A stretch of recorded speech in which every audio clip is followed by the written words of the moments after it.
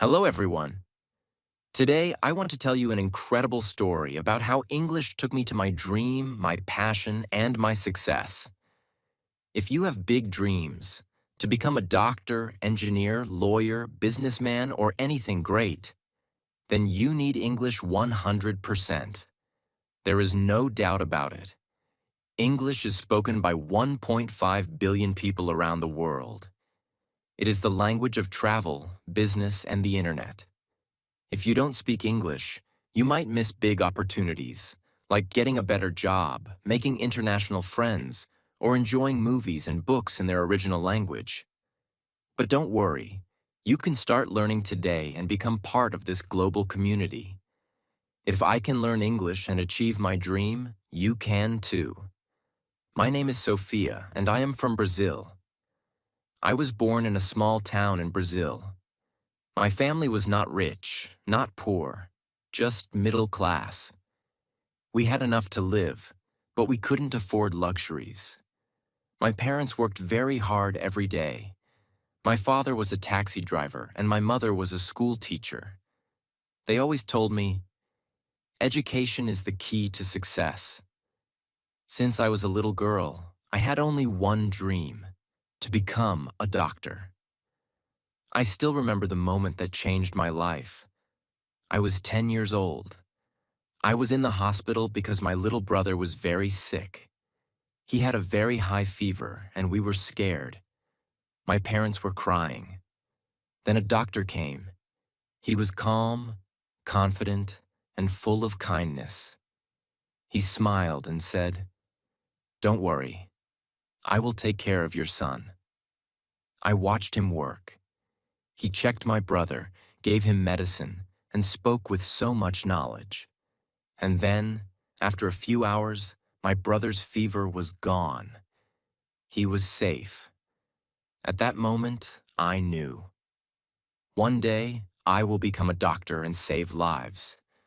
But as I grew up, I realized something terrible. If you want to become a doctor, you need English 100%. All medical books are in English. All medical research is in English. Even in my country, doctors needed English to study, to communicate, to work in hospitals. And my English was terrible. I went to a public school where they taught very little English. I knew basic words like, "Hello, how are you?" But when I saw a full English sentence, I felt lost. I remember in school my English teacher asked me, "Sophia, can you read this sentence?" I looked at the book. The words were dancing. I could not read. I could not understand. I wanted to cry. "I don't know, miss," I whispered. The class laughed. That day, I went home and sat alone in my room. I thought, how will I become a doctor if I can't even read a simple sentence in English? I felt hopeless. But then something happened that changed everything. One evening, my father came home tired from work. He sat next to me and said, "Sophia, what is wrong? You are always sad these days." I looked at him and said, "Papa, I want to become a doctor, but my English is bad. Without English, I cannot study medicine." My father was quiet for a long time. Then he said, "If English is stopping you, then learn English. Go to a place where everyone speaks English." I was shocked. "But Papa, we don't have money for that." He smiled and said, "We don't have much, but we have enough. Your dreams are important." That night, my parents and I sat together and talked about the best place to learn English. Why did we choose Canada? 1. Everyone speaks English. I would have no choice but to speak English every day. 2. Great education system. Canada has the best schools for learning English. 3. Multicultural and friendly people. People in Canada are warm and kind to international students. 4. Affordable compared to other countries.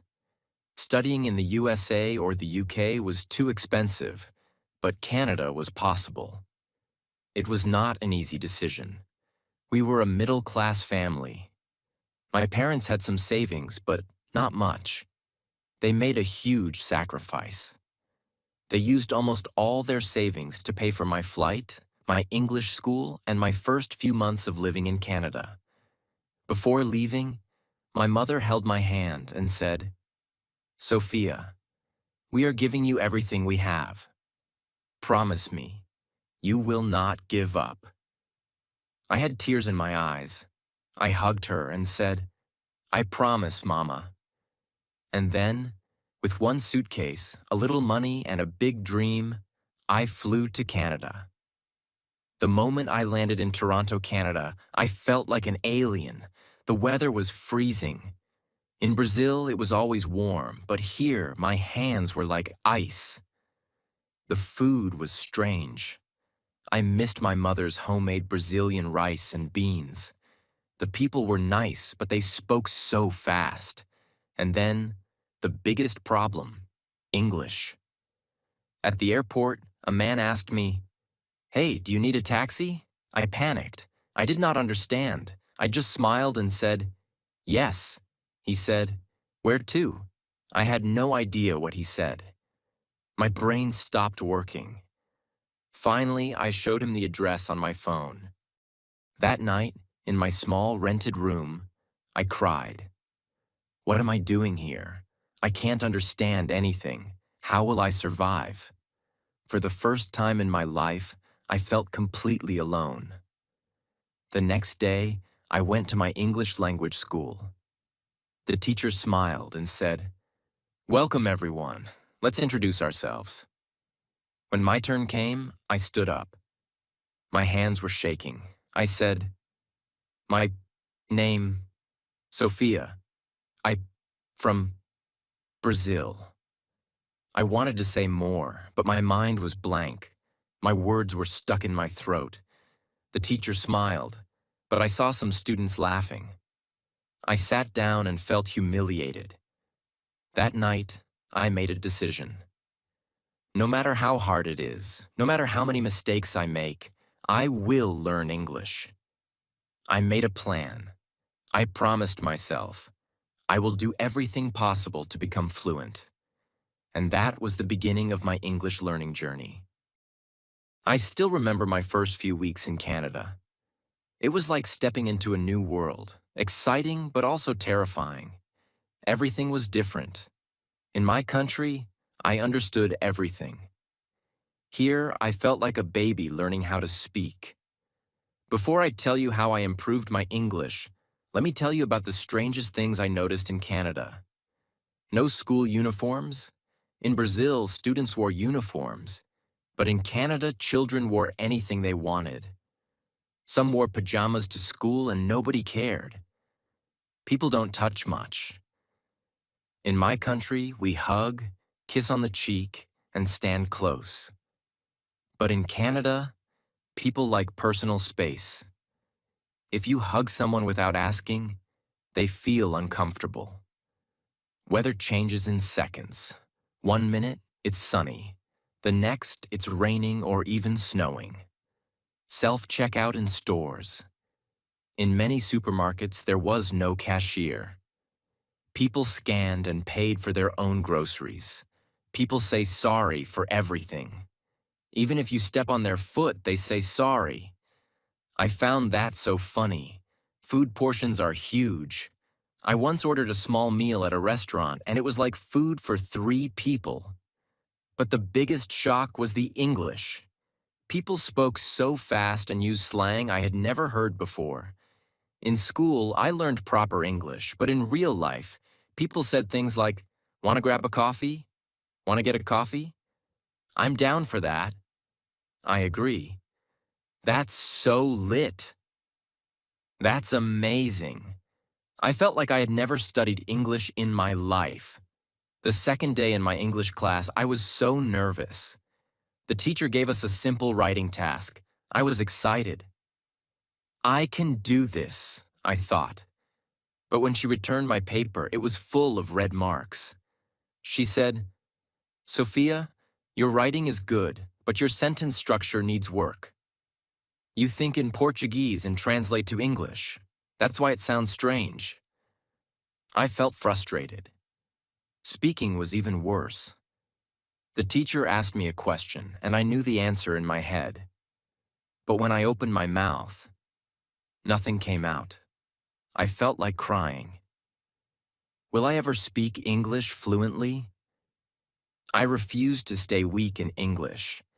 I knew that if I didn't improve, my dream of becoming a doctor would die.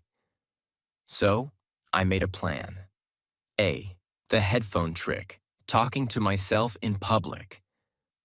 One of my biggest problems was speaking. I was too shy and afraid of making mistakes. So, I found a solution. I put on headphones and walked around the city pretending I was on a phone call. But I was actually talking to myself in English. I described everything around me. I am walking on the street. The sky is blue. That woman is wearing a red coat. Now I am entering a cafe. I will order a coffee. This helped me think in English and practice without fear. B. The 3 new words rule every day. I learned 3 new words and used them in a sentence. C. No more subtitles. At first, I watched movies in English with subtitles. But then I realized something. I was reading, not listening. So I turned off subtitles and forced myself to understand. It was hard at first, but soon I started catching common words and phrases. One day, I went to a coffee shop and decided, today I will talk to someone in English no matter what. I walked to the counter. The barista smiled and said, "Hey, what can I get you today?" My heart was beating fast. "Don't panic, Sophia. You can do this." I took a deep breath and said, "I would like a cappuccino, please." She smiled and asked, "Do you want it with almond milk or regular milk?"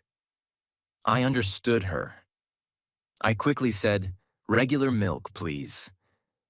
She gave me my coffee and said, "Here you go, have a great day." And I replied, "You too." It was a small conversation, but I felt like I had won a gold medal. That day, I realized something important. English is not about being perfect. It's about being confident. Learning English was one challenge, but surviving in Canada was another. Canada is expensive. Here's what I spent each month. Rent for a small room, $800. I lived with a roommate to save money. Groceries, $250. I learned to cook at home to save money. Transportation, $120. A bus pass in Toronto. Phone bill, $50. English classes, $500 per month. I worked part-time in a small cafe to pay my bills. It was tough. I woke up at 6 a.m., went to school, worked in the cafe, came home tired, and still studied English at night. I missed my family. I missed home. But every time I felt like giving up, I remembered my parents' sacrifice. I could not fail. The biggest turning point was when I stopped translating in my head. At first, my brain always did this. I hear a sentence in English. I translate it into Portuguese in my head. I think of an answer in Portuguese. Then I translate it back into English. This took forever. But after 4 months of daily English exposure, something amazing happened. One day I was in a grocery store.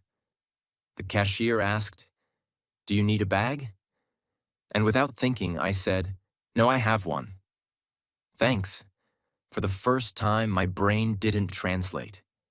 I realized I was finally thinking in English. If you are struggling with English, here is my advice. 1. Speak every day, even if you are alone. Use the headphone trick like I did. 2.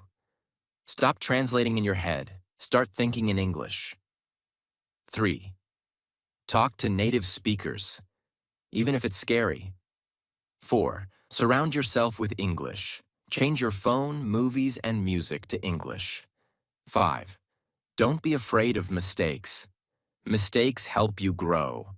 And most importantly, never give up. I still remember the day everything changed for me. The day I realized, wow, I can actually speak English. But before I tell you that story, let me take you deeper into my life in Canada.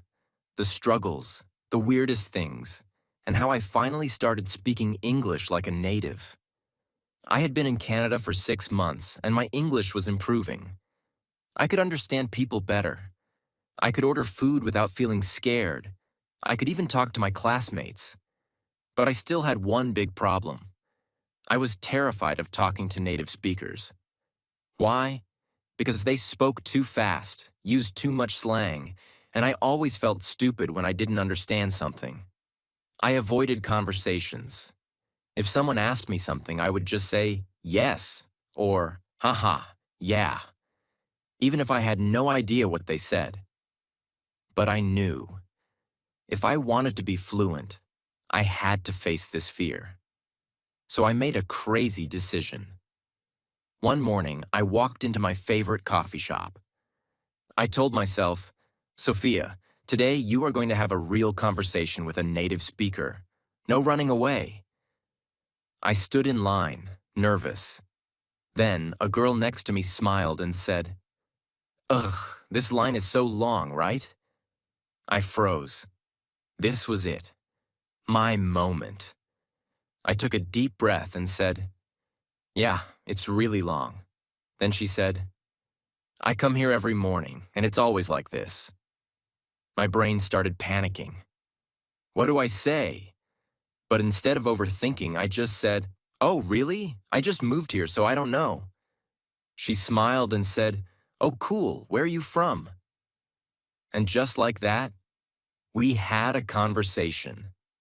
For the first time, I wasn't translating in my head. I wasn't scared. I just talked. After that day, something clicked in my brain. I realized I can actually do this.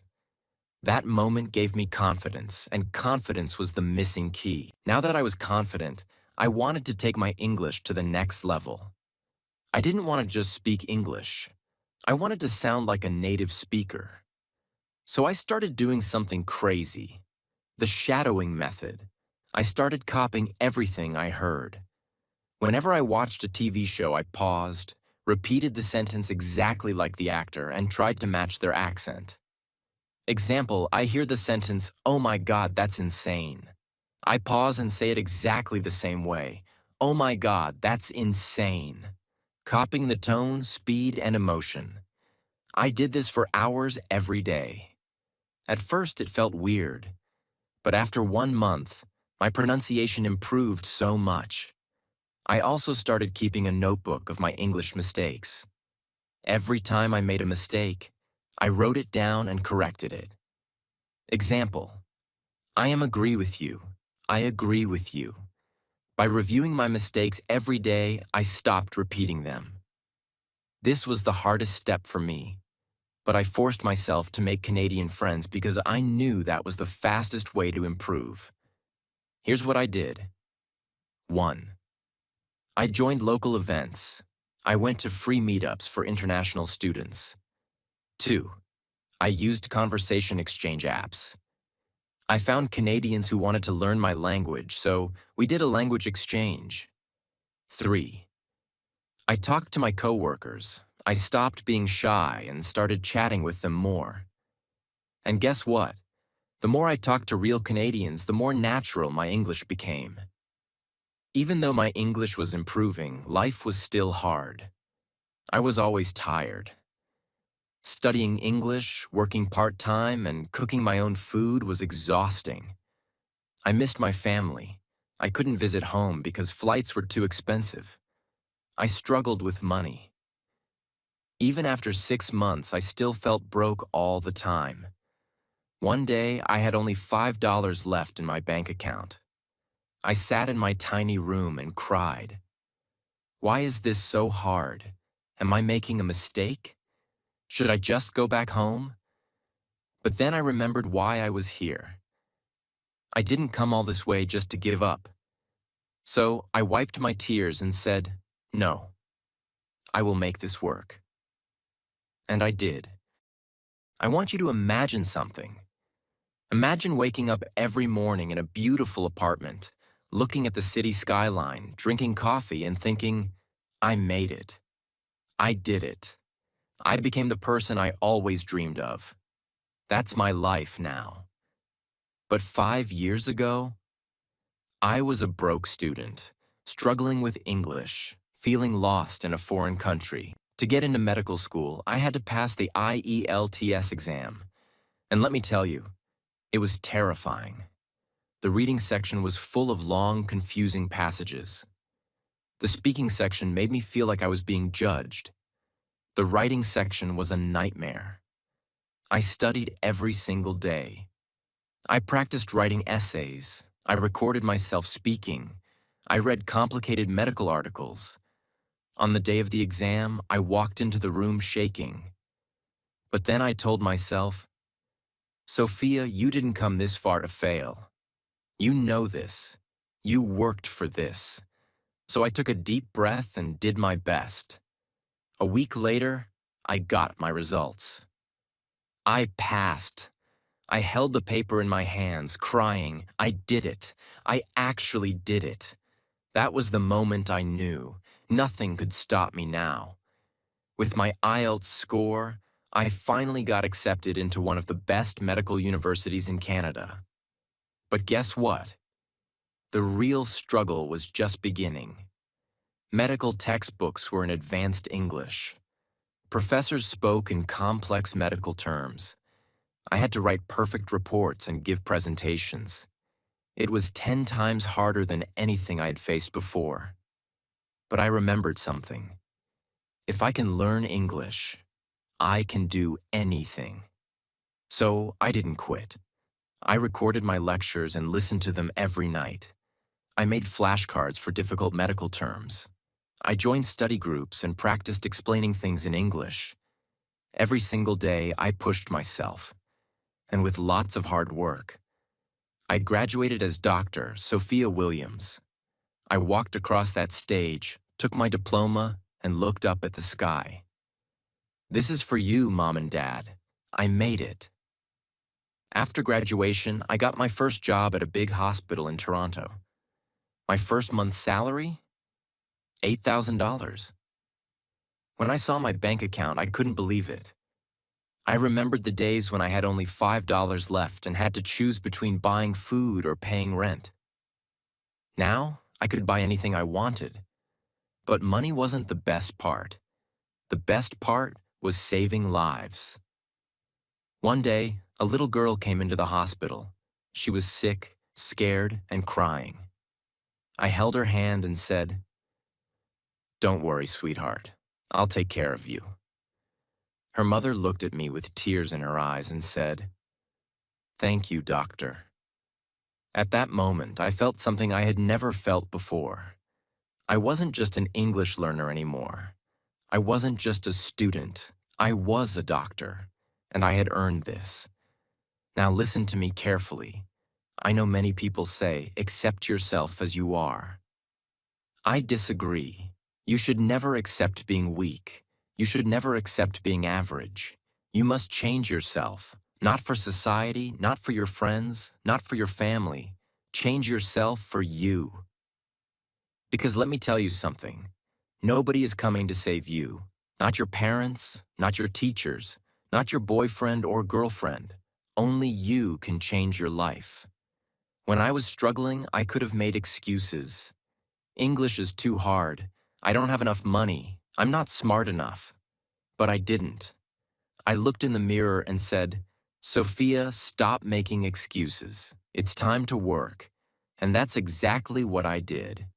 If you're still here, it means you want more from life.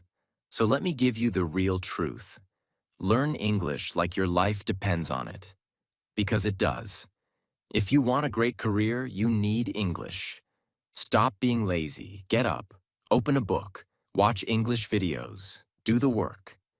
Put yourself in uncomfortable situations. Talk to strangers. Make mistakes. Embarrass yourself. That's how you grow. Today, I live in a beautiful apartment in downtown Toronto. I wake up every morning feeling proud of myself. I drive my dream car. I travel to different countries. I help my parents financially. And most importantly, I love my life. But remember, I wasn't born lucky. I created this life by working for it. And you can too. If you're watching this video, you have two choices. 1. Close this video and do nothing. Stay the same. Keep making excuses. Keep dreaming but never acting. 2. Start working on yourself right now. Learn English every day. Improve yourself. Change your life. The choice is yours. If you choose the second option, then subscribe to this channel, like this video, and let's start your journey today. Because trust me, when you become the best version of yourself, it feels like the world is in your hands. Now go, change your life,